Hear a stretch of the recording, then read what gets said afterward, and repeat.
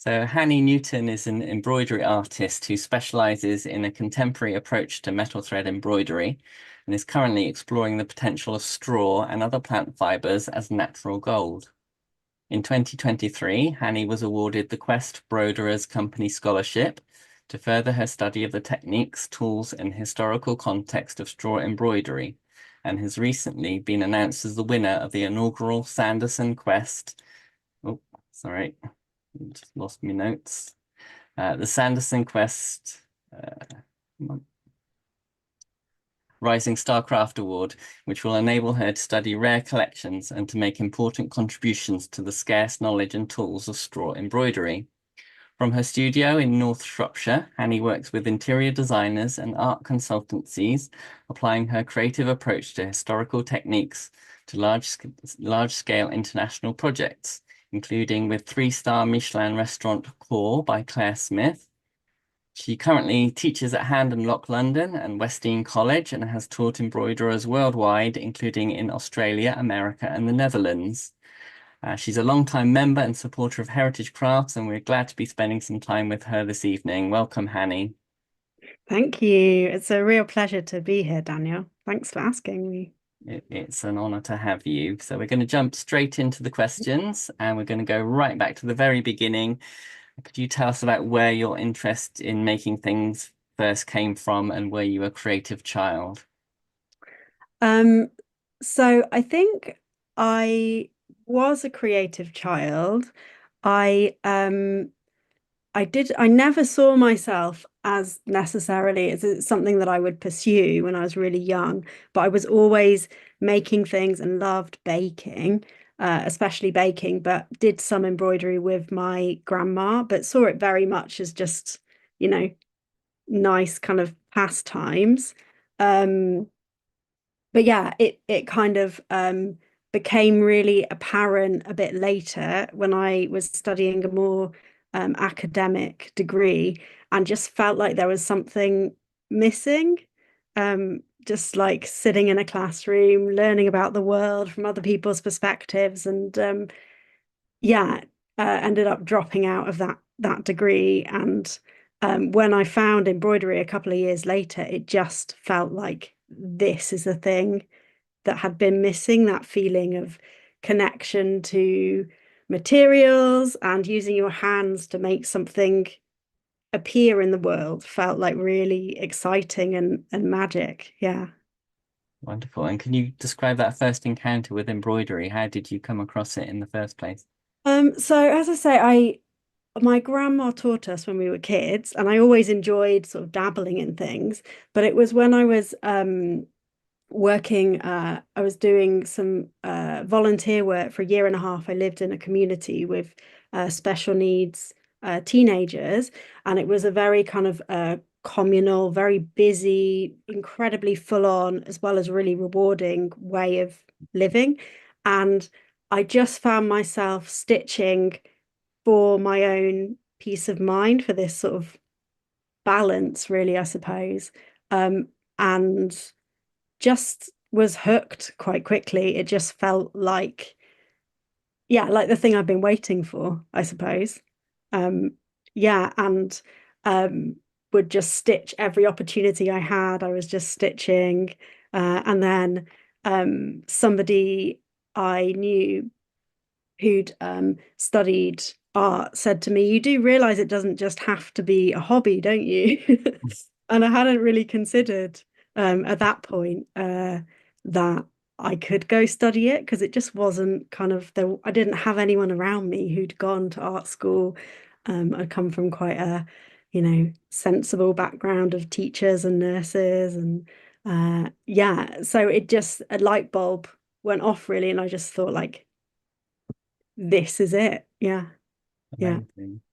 And how did you go about finding out what training options were available once you knew you wanted to? I looked on UCAS and I think I just typed in embroidery and discovered somewhere I'd never heard of before called the Royal School of Needlework and was just like that exists, and went to visit. And if anybody doesn't know, it's in Hampton Court Palace, which is just, yeah, kind of the icing on the cake, really, when you're already interested in embroidery, and then you realize you could spend 3 years somewhere like that studying. Yeah, it was just yeah, just kind of the stars aligned, really. It was just, I think I was really looking for a purpose and a direction at that point, and it just found me at the right time. Yeah. I imagine it was quite a different higher education experience to the majority of young people being at the RSN. Would I you think agree? so. Yeah. I think so. Yeah. So I hadn't studied art before I found embroidery. I'd done GCSE textiles, but that was it really. And so I moved back home for a year and studied an art foundation, which was amazing and terrifying at the same time because it was just like completely different environment. So that was my only kind of yeah, into what an art education would be. And yeah, I think it was quite different. And it was only 3 years that the RSN had offered a degree. So it was still very new and exciting to that organization, and they were still sort of forming what an embroidery degree would look like at that stage, after coming from a much more traditional way of teaching before that. So Yeah. yeah, it felt like being in something quite special. Yeah. Mhm. And did you work on things like live commissions and things during the course, or? Yeah, I got to work on an amazing project for have you heard of Red Carpet Green Dress? Yeah. Yeah, it's a really interesting project where they create um a dress that somehow has a sustainable element to it, I think, to wear to the Oscars. So it was, I can't remember her name, but it was one of the Bond girls that year wore this dress. And yeah, that was like a really formative moment to get to spend time in the traditional RSN studio with the professional stitchers. Um, and yeah, I think that really kind of pushed me and boosted my confidence. And yeah, just I think I came out of it even more, and that was with metal threads. So it kind of Okay. really, yeah, formed that interest even more. Yeah, it was so exciting as well. Yeah. So what was it that appealed to you about the gold work particularly? Um, I think it's that it's an unexpected kind of part of embroidery. I think you uh, think of embroidery as being something that's soft, that's quite gentle, um, a gentle medium. But there's something about metal that I think is quite surprising, and can be so bold and so sculptural. Metal threads can be so yeah, so sculptural and have so much um memory and movement of their own that you just don't get with soft threads, and obviously the way that they catch the light, so it always feels like you're collaborating with them rather than working with them, that you have to kind of listen. I think the best work with metal threads comes when you really listen to what the threads want to do rather than just trying to tell them all the time, because they do have such a particular character. And as you know, um, the making of metal threads is centuries old and is an endangered craft. And the fact that they are spun on these amazing machines means, little changes in tension, you'll get subtle changes between different threads and different metals. Um, and yeah, I think I've always been interested in material, as well as the actual stitching. Yeah. Fantastic. So we'll fast forward a little bit then to the end of your course. What was the transition like from studying to professional practice? Was it Really, really hard. was it hard? Yeah, really challenging. Yeah, I'm sure degree. So that was I graduated in 2014. Um, And I'm sure degrees now, I hope, they kind of prepare you for the outside world a bit more. But yeah, it was a really hard um, transition because you spend this time really immersing yourself and digging into finding your own voice. But without, yeah, I didn't really plan for how I would uh, use that voice to eat. Like, how do you kind of, yeah, kind of transition? That transition was really, really hard. And it's taken me years to realize that you have to kind of separate out, you have to keep that integrity in what matters to you, but you also have to grow a new kind of side of yourself that learns the business skills and um, learns how to balance a lot of different jobs, which is never easy. But realizing that and realizing that you, yeah, I think you can't just wait to be picked. You have to pick Mhm. yourself, which I think at the beginning I kind of hoped I could just make things, somebody would come, I'd be discovered, and yeah, and uh, yeah, it's lots of small moments of picking yourself and then people noticing that, and yeah, yeah, What do you think gave you the resilience to get through those moments of kind of questioning whether it was viable? I think there's always been this determination in me that I know it's what I love, but it's what I also think I've got a unique voice in, and it's the thing I want to do in the world. I think also, if I'm really honest, there's times where it's like, well, what else would I do? Um, but yeah, I think that it is just keeping going, and the longer you keep going, so now I'm, yeah, a decade into graduating, and it's realizing that it is that tenacity even when it doesn't feel like it's working. You just don't know what's around the corner, and you can keep um yeah, you can keep growing the skills to cushion yourself from the up and downs from it as you go. Yeah. Fantastic. So you've sent through some photos, so I thought we might show a few of those if that's all right, and you can talk us through one or two. I'll just share my screen. Let me know if you can see that. It's just saying that you've started screen. Oh, Oh, okay. there we Yeah. go. Yeah, yeah. So yeah, do you want to talk us through? Sure. So this is with a copper thread, and this is a way I've really enjoyed developing over the last kind of 4 or 5 years, um, working with metal threads in this way, where I like to start with an outline, a kind of parameter. So I love circles, and then I love the idea that something can kind of evolve in real time as I'm making it. The idea that, one thread can become more than the sum of its parts. So, for example, this one, I would have started with that loop on the side there, and then not just plan that loop and then allowed everything to kind of emerge from it. And this is a technique known as couching, where you lay that metal thread on the surface, it doesn't go through a needle, and then you take a fine thread and you attach that down, you couch it onto the surface. And I love this technique because it's just so versatile. Like, it's seemingly very simple, but once you start exploring all the different possibilities of the way you can change the metal threads and the soft threads, the way you can lay your stitches, the patterns you can create. Actually, I love that I can kind of breathe within that one stitch and open up so many possibilities. So in metal threads, a lot of my work has been couching.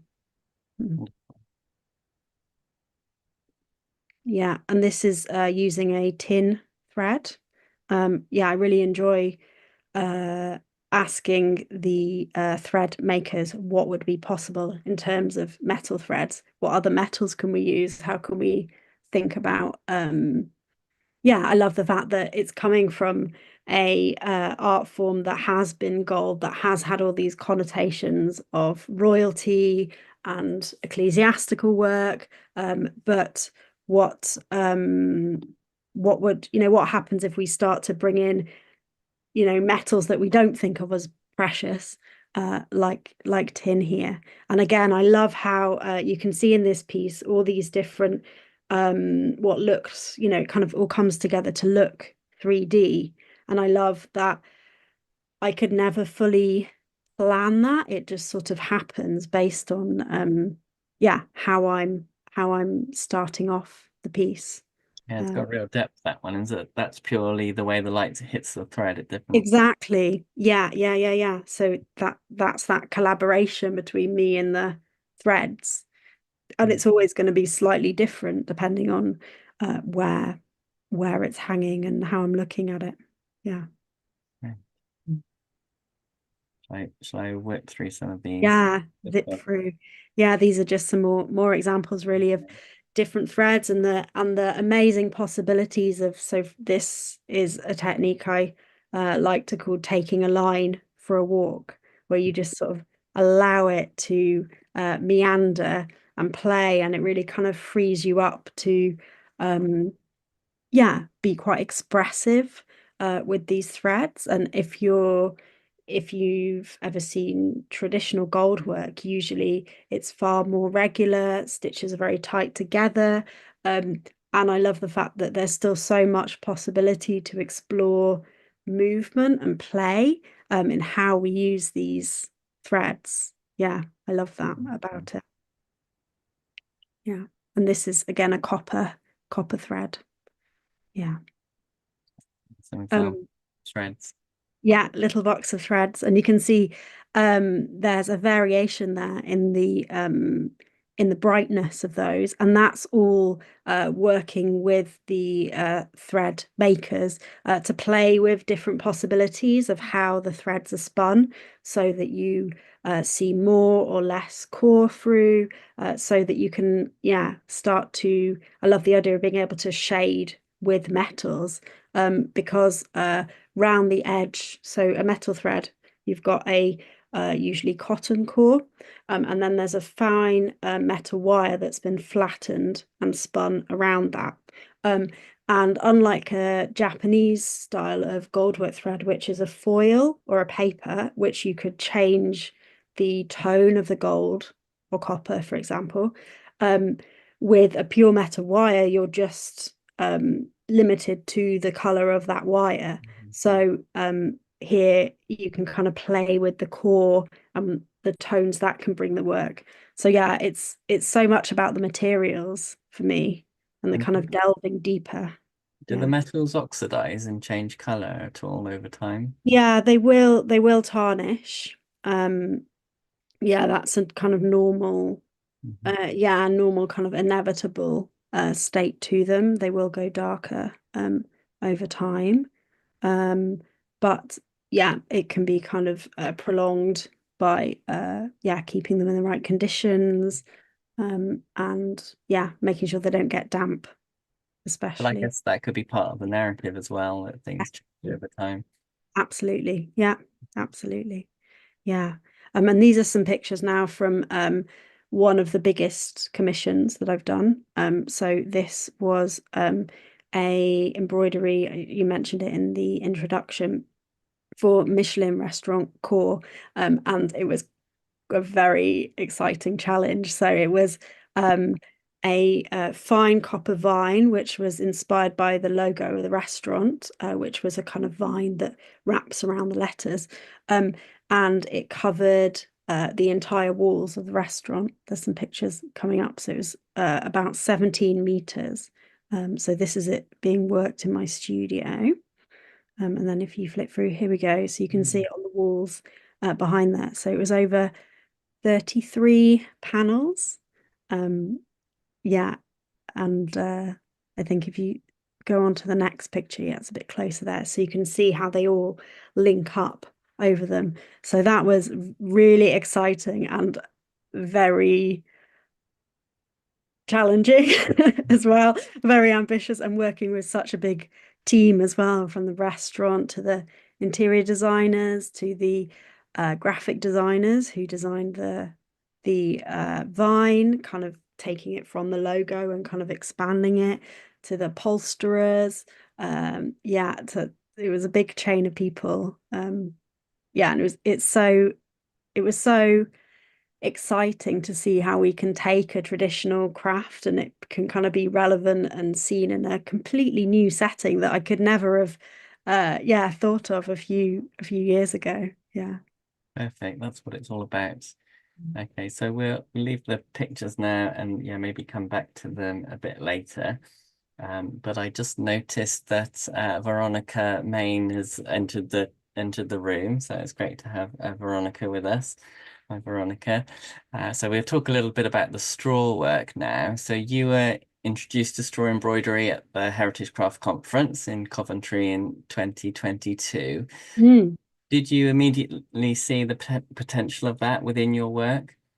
Oh, immediately. Yeah. It was one of those really beautiful chance encounters. A lovely visitor to the event stopped by and had seen on the kind of lineup. I was there teaching class and demonstrating some work, and she came up and just said to me, "You're the gold lady. You need to see this." And she handed me two pieces of straw thread. And I sat there during the keynote speech. It was Patrick Grant from the Sewing Bee, and it was such a brilliant speech as well that he was giving, a brilliant talk. And I sat there just holding these two threads in my hands and just feeling how they moved, and the I could just feel the potential of them. They were so much like gold, like a metal, in the way that it kept its memory, that it created beautiful curves. But the fact that you had this natural gradient from the top of the piece of straw where the head's been attached, where it's darker, it has a suntan, and then moving down to where the straw's been concealed underneath the leaf and it's much lighter and shinier.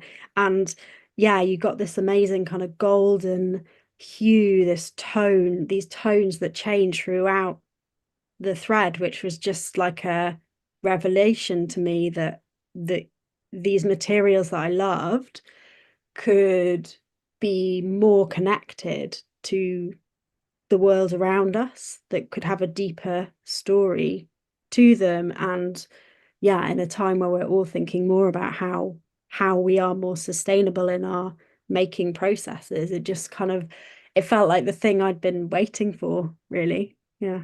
Amazing. Seems like something of an epiphany. Yeah, yeah, yeah, and complete chance moment. Yeah. And was it at that time that you started the conversation with Veronica, who's one of our Um, store workers? so yeah, that was it would have been in March, I think, of Hmm. that year, wouldn't it? And then I spent the next few months just trying to understand as much as I could about what this material was, and spoke to lots of great makers. And I don't know whether I've told her this, but the conversation just kept coming back to Veronica. Every avenue, people would say, "You need to talk to Veronica." And I don't know whether I've told her, but I was too nervous to contact her, first of all.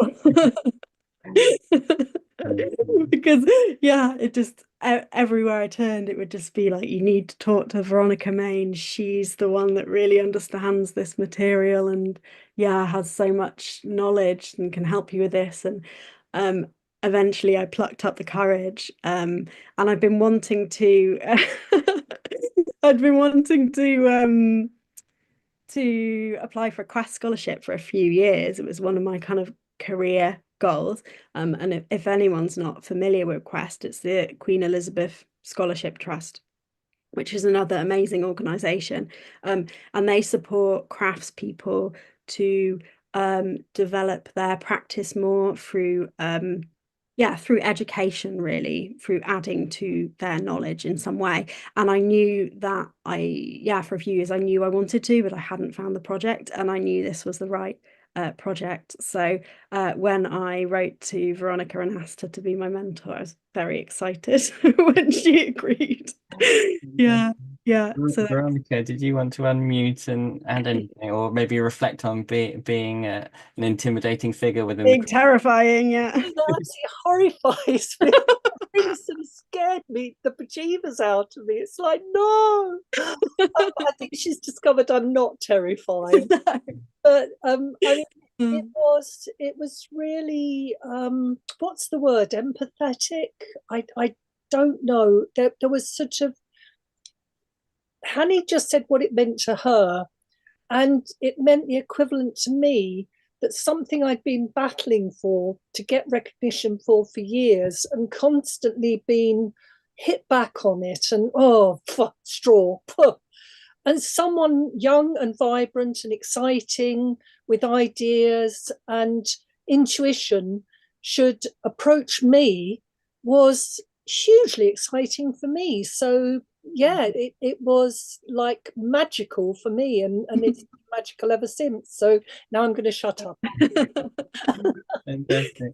Sounds like it's been there, kind of a true meeting of minds, and it's great when that happens sometimes. That can act as a real catalyst within a craft.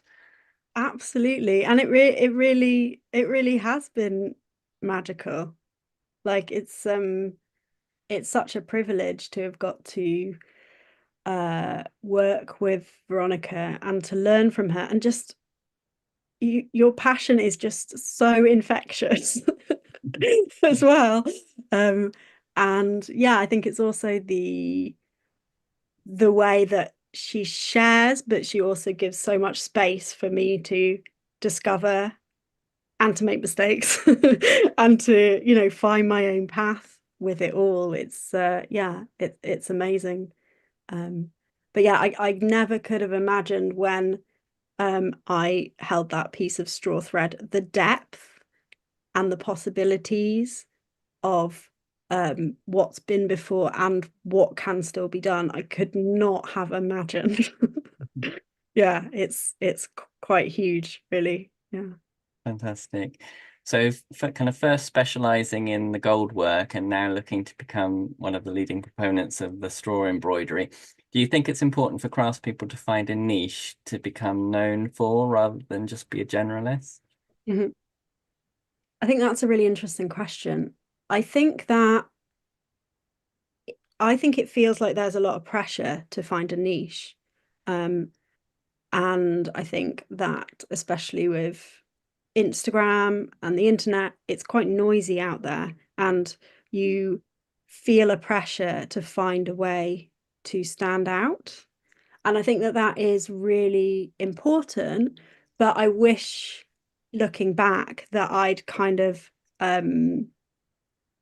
gone inwards earlier to find that I'd thought that instead of thinking of it as I need to find my niche, because it is really important that people see your work and identify it with you, and you have a very clear sort of message with it. But I think that when that comes from allowing yourself to be as fascinated, as geeky, as yourself with it, and to follow that, which is it's challenging, you know, because the world is very noisy and there is a pressure to kind of find your path. But I think there's something about, especially with the last few years with straw, where it makes me feel more and more connected to me, and then my niche sort of happens in a in a really genuine way, that feels quite beyond it being about a niche, more about it being part of me, I suppose, if that makes sense. Yeah, no, that's really insightful. Yeah, it's not about kind of artificially creating a niche in order to create a market for yourself, but it's just allowing yourself to explore those deep interests and seeing where that journey goes. Definitely. Yeah, definitely. Yeah. There's been a good question in the chat from Stella Buckingham. Stella, I don't know if you want to unmute and ask the question yourself. Give you a few seconds if you want to. Hi, I'm actually a student at the Royal School of Needlework, so hi. Yeah, I'm actually writing a piece about sort of like the countryside and like straw, things like that. So I was just wondering if there was a potential for straw embroidery in the fashion industry, because I'm looking at it from a fashion context. Thank you. That's a great question. Yeah, absolutely. I think there's so much potential for straw and other natural materials to kind of be part of mainstream industries. I think that part of the job is finding ways that they are monetizable, that they are scalable in a sustainable way, in a way that is practical. It's interesting if you kind of go back to the 1800s when there was more straw being used, you can see why, and Veronica hopefully will agree with me, you can see why it became less used, because you're limited by a length, about this, I don't know how far back I have to go, this sort of length, 20-ish centimeters, whereas other plant fibers and other new synthetic materials were much more suited to being upscaled for production. So it is finding a way that those can be used, in smaller batches, I suppose, in different ways of making, and bringing those back, which is something that I'm really interested in doing. But yeah, there's so much potential, I think, that's untapped, and new ways of thinking about these things. Thanks for your question, Stella, and do keep the questions coming in the chat. We'll come back to some more later. So we're going to talk a little bit about your recent big success. How did it feel about being shortlisted for the inaugural QEST Sanderson Rising Star Award and then going on to actually win it? It was amazing, and still feels quite surreal. Yeah, incredible on so many different levels. I mean, when you have a vision, going back to the first time I held straw thread, when you have this gut feeling, and then to see other people connect to that, and to see how far you can come with something when you really believe in it, in 2 years, to kind of go from not knowing something existed to winning a prize like this has just been really, really amazing, and really kind of I suppose grounding in a way, just to know what you are capable of when you put your mind to something. I think it also it's amazing to know what it now means we can do for straw, and for ways that we can think of embroidery in different ways by winning this.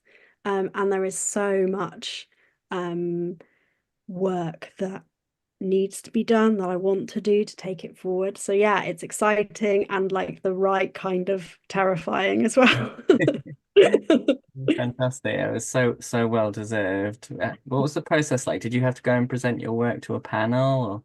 Yeah, it was quite a long process. So you were nominated, thank you very much, Veronica, uh, by somebody in your industry in this first stage. And then the second stage, when it was narrowed down to 12, there was you had to provide a supporting statement and some more information. And then it went to interview, which was amazing.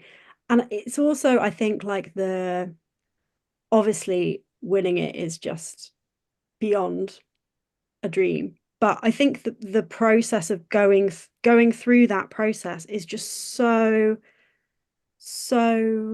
invaluable. The way it makes you have to, it's a time where I'm still honing and learning and understanding what I'm doing with this quite new passion of mine. So to go through that process and to have to really get crystal clear on what I'm trying to achieve and how to communicate that for the first time really was just so brilliant. And the same with my QEST scholarship as well. The way it makes you have to refine and communicate that is just pushes things forward, I think. So yeah, applying for stuff I think is really great, even if you don't get it. Yeah, absolutely. And the award comes with a considerable cash prize. Are you restricted on what you can do with that money? Can you swan off to Barbados for a day? If I could find a straw embroiderer in Barbados, I could probably I could definitely go to Barbados. Yeah, it's I think that was the great thing about this prize was it was like gave you the opportunity to say what you would do with it, to kind of form a dream game plan, which is the same as what I did with my QEST scholarship, really, to really think like, what would be my dream study program here? How would I, yeah, like broaden my and like deepen my knowledge? How would I move forward my own practice? And equally importantly, like what would I do to preserve the skills and to add, you know, contribution to knowledge and to keep those quite rare skills and really rare knowledge alive. So yeah, I've created a plan I'm really excited about where I'll do more studying of archives of straw and embroidery and other crafts. I'll work with other experts as well and start to sort of piece together research into how straw has been used in embroidery in the past, which needs more kind of contribution to understanding it and who was doing it. And then, yeah, I want to create work that really showcases what something we think of as quite humble. We think we know what straw is, we think we know what it can do. People think it's brittle, people think that it's quite cheap and throwaway. And I'm so excited to get the opportunity to create a body of work and hopefully put on an exhibition in a few years, which will really showcase that it is a natural gold, that it is quite special, and that hopefully will make us think about what is the nature of preciousness, and yeah, how can we as embroiderers, as makers, like think about the materials we use on a deeper level and our connection to them.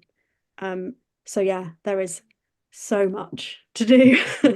Yeah, it's very exciting. Yeah. Your passion's really coming across. I think next time I look at a piece of straw, it will not.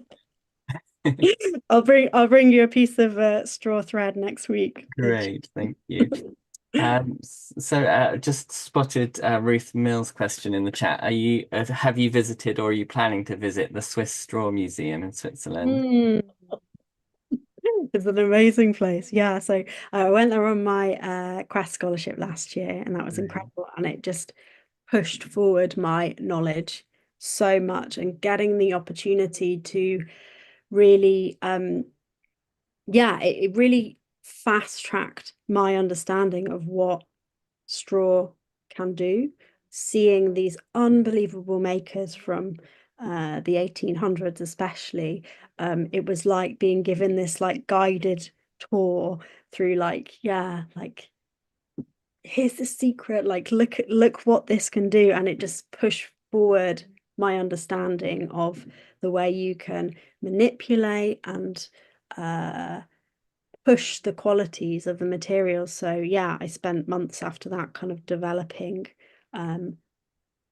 yeah, techniques which I'm really excited about. And then I'm hoping that there'll be a chance, it's in the kind of early planning stages, to work with a museum and exhibit in the future, to kind of showcase how knowledge of the past can inform us as makers, and we can kind of carry through that knowledge and give those makers who really wouldn't have had much of a voice, wouldn't, you know, their work wouldn't fully have been appreciated in the way that craftspeople might today, to kind of bring that to light a bit more. But yeah, it is it's a very special place. Fantastic. We can't hear about all this straw without seeing some, so I'll hop back onto the photos. Let me know when you can see that. Oh, there we go. Yeah. There you go. And then talk us through these. So that is, you can see straw threads there, which are two strips, splints of a full piece of straw. There's a picture coming up of a splitter in a moment, I think. And this, oh, Sorry. no, that's fine. And this little tool is called a Hindenburg. So it's a tool for smoothing. And I don't know if you can see in my fingers there, you can see that I have a very fine strip of wheat in my fingers, which is known as a splint of straw. So that needs to be smoothed and worked and very slightly dampened to transform it from something that is quite brittle into something that has so much flexibility and yeah, potential to it. Yeah, and there's some wheat next to some threads. It's very photogenic, isn't it? And yeah, this is one of the first pieces of straw embroidery that I made. So this was before my QEST scholarship, before my big adventures and kind of understanding into the potential of these materials. Yeah, so there's lots of other techniques and ways of working with straw that I'm kind of developing mostly behind the scenes at the moment, and I hope to be sharing in a couple of years or year or so. But yeah, this was my kind of way in, was working with straw thread. So it's mostly what I've shown in these pictures. Wow. Yeah, so they have really beautiful potential for movement. So you can see the real kind of continuation of the way that I'm working with metal threads in this picture.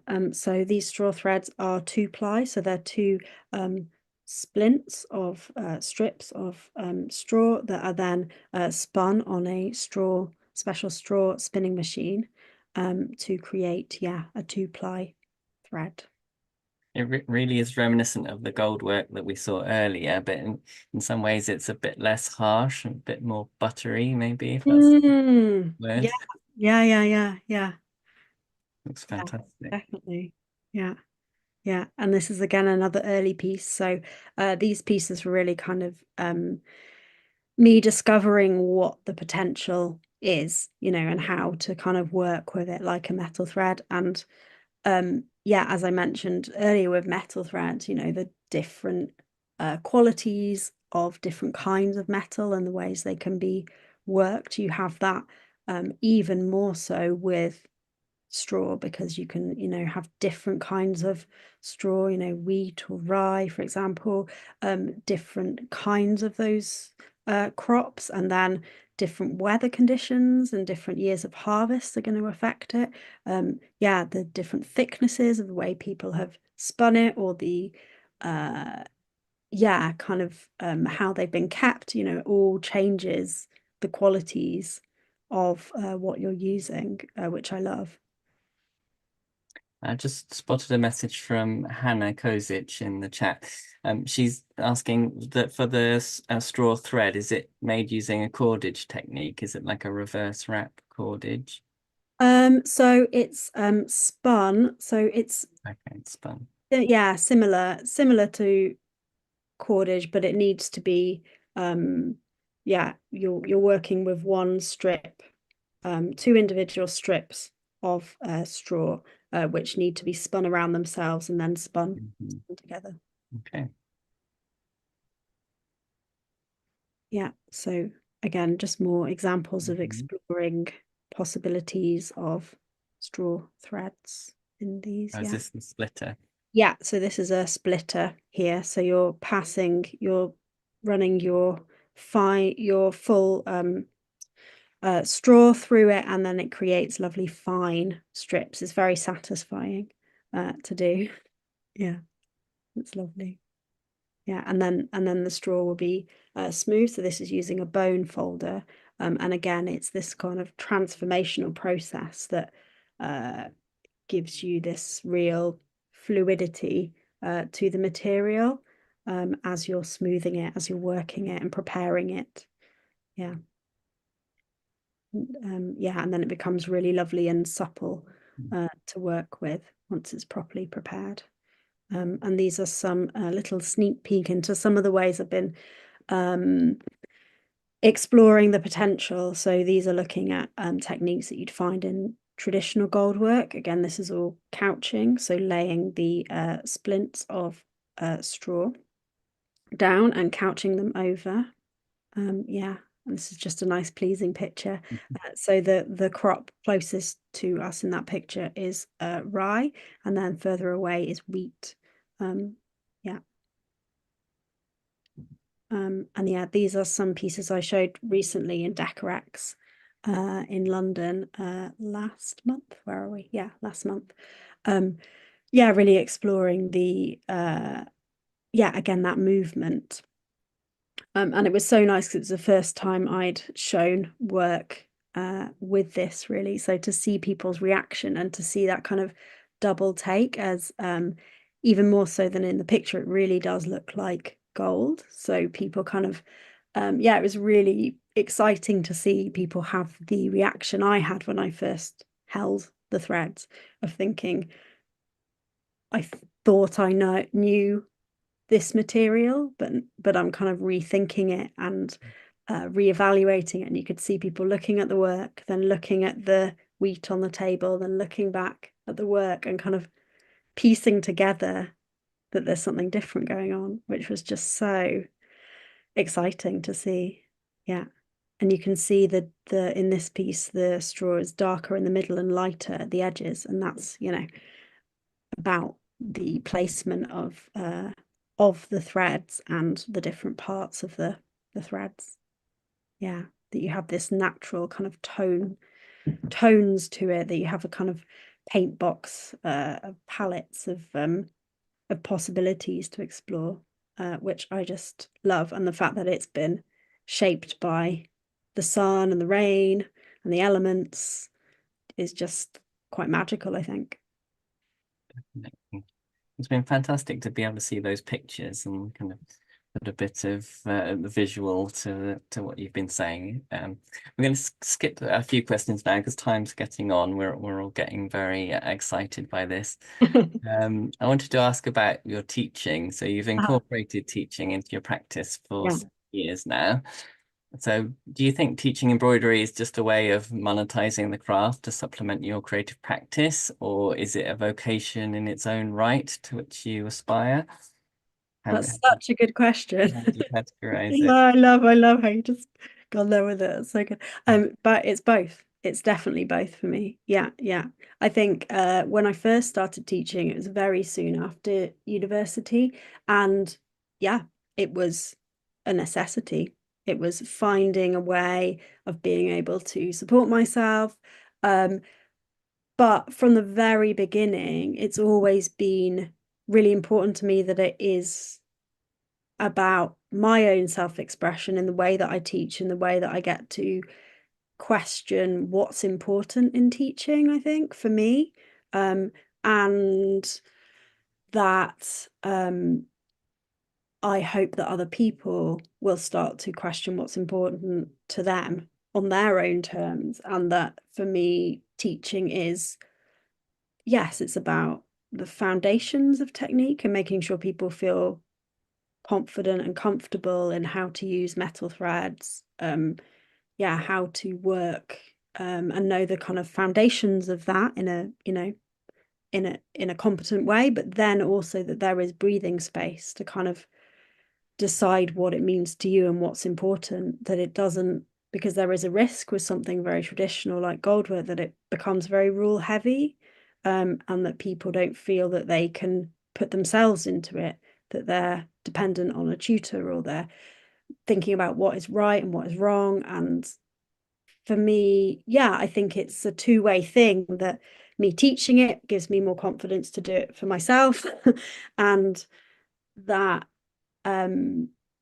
through having to develop my way of teaching and making different classes in the years, it then gives me back so much for my own practice as well, and thinking up ideas and thinking up ways of joining up.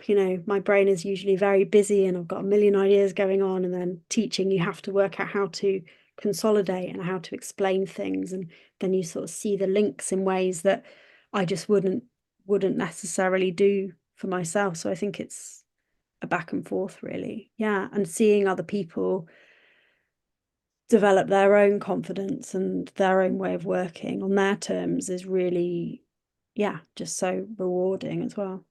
And do you find you have to kind of adapt on the fly depending on different people's learning styles and their response to the materials? Yeah, absolutely. Yeah. And that's how I like to teach, is that we start with a similar starting point, but I don't use like a pre-set kit. It will be that everybody can find their way with lots of guidance that I hope is not intimidating. I feel like it kind of, we ease people in to it as we go. Lots of kind of gentle introduction kind of ways of working. But yeah, so it's kind of always working out how to guide people in their ways rather than just what I think. Yeah. Fantastic. And you've started offering online courses, which might come as a surprise to some people. Kind of how can something as delicate and skilled as embroidery be taught over the internet? That's such an interesting question. See, I've never really thought of it like that. I actually think in some ways the internet can really benefit teaching embroidery, because embroidery is slow, and especially if you're not working to a kit, but you're working to your own to your own ideas, that all takes time to develop. And maybe it's also my own style of learning and working. I like to revisit things, which you can obviously do with online courses as often as you want, come back to things as much as I want. If I miss something, I can revisit it, whereas in a day class, a week class, you got one shot and you're done.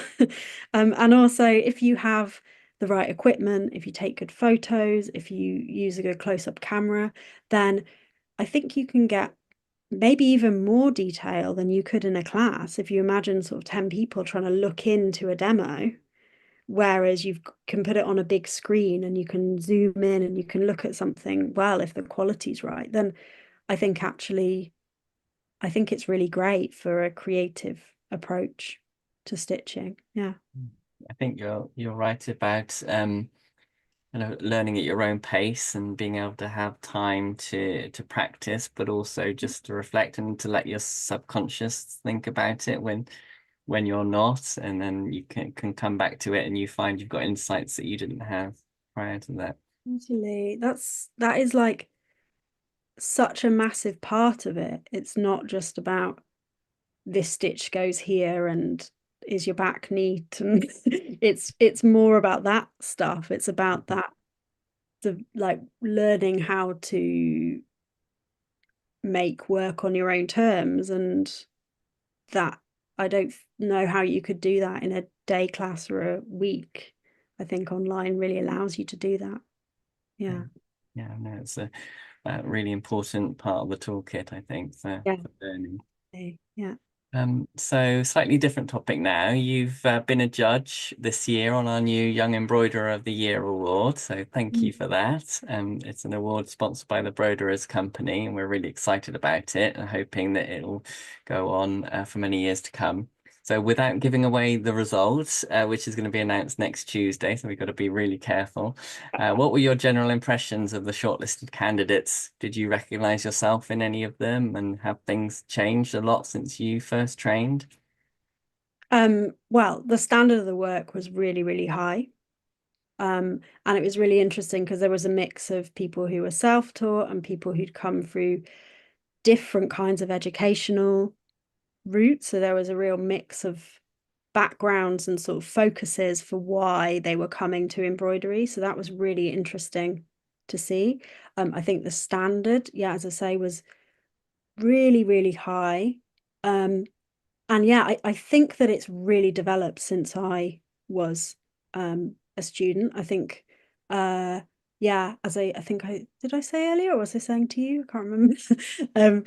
But when I was at the RSN, it was 3 years old, the degree. So there'd been you know, since the 1870s, there'd been very traditional kind of ways of working, but this was a brand new approach. Whereas now you can see that there is far more development in the ways people are working, in the outcomes, and yeah, the ways that people are thinking about their own practice and yeah, the use of materials as well. Yeah, it was really interesting. Yeah. Fantastic. And was it strange being on the other side of that judging relationship? Oh, it was brilliant. Yeah, it was so helpful as an artist, you know, somebody who's applying for things and yeah, always, you know, having just when I judged it, I'd just won you know, the Rising Star Award. So I'd just been through the process myself.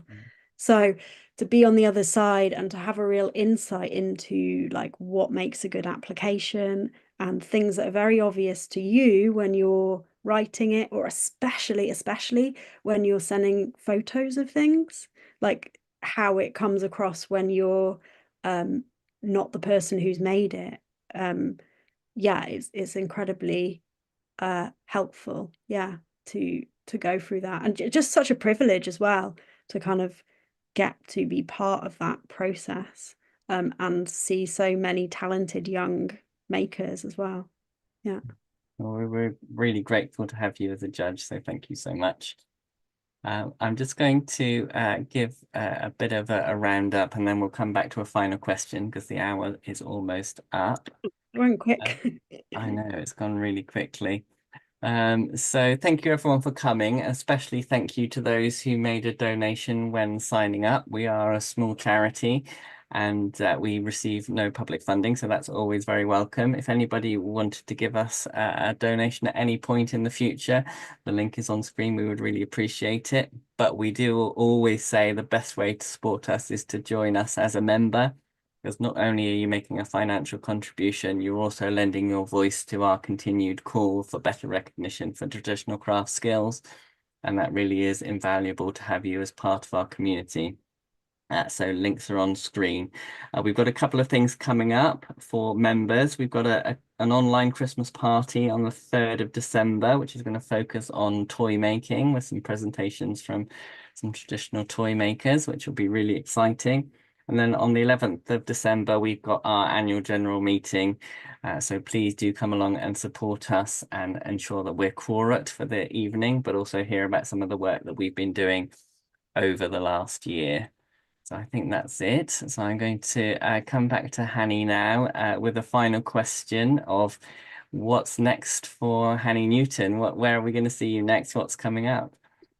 Yeah, winning the Rising Star Award means that it's just given me this amazing luxury of more time to really go down rabbit holes, to delve deeper into straw, to really develop it to the level it deserves to be without immediately monetizing it, and to work out in that time, you know, how to make it a viable, sustainable stream of my business.